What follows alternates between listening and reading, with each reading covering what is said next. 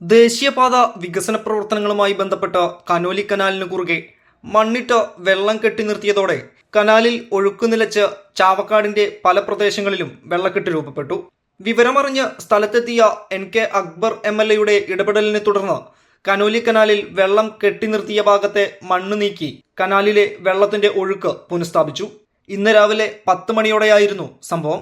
ചാവക്കാട് നഗരസഭയുടെയും ഒരുമനയൂർ, കടപ്പുറം എന്നീ പഞ്ചായത്തുകളുടെയും അതിർത്തിയിലാണ് ദേശീയപാതാ നിർമ്മാണ പ്രവർത്തനങ്ങളുടെ ഭാഗമായി കനോലി കനാലിന് കുറുകെ മണ്ണിട്ട് വെള്ളം കെട്ടി നിർത്തിയത്.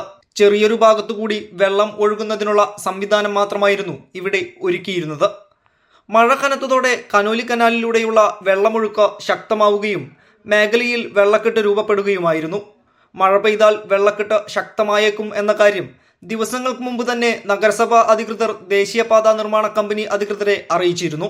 വെള്ളക്കെട്ട് രൂക്ഷമായതോടെ NK അക്ബർ MLA, നഗരസഭാ ചെയർപേഴ്സൺ ഷീജ പ്രശാന്ത് എന്നിവരുടെ നേതൃത്വത്തിൽ ചാവക്കാട് തഹസിൽദാർ, നഗരസഭാ സെക്രട്ടറി, നഗരസഭാ ഉദ്യോഗസ്ഥർ എന്നിവർ സ്ഥലം സന്ദർശിച്ചു. തുടർന്നാണ് MLA കനോലി കനാലിൽ വെള്ളം തടഞ്ഞു നിർത്തിയ മണ്ണ് നീക്കം ചെയ്യാൻ ആവശ്യപ്പെട്ടത്. ഇതോടെ ദേശീയപാത അധികൃതർ മണ്ണ് യന്ത്രസഹായത്തോടെ നീക്കം ചെയ്തു.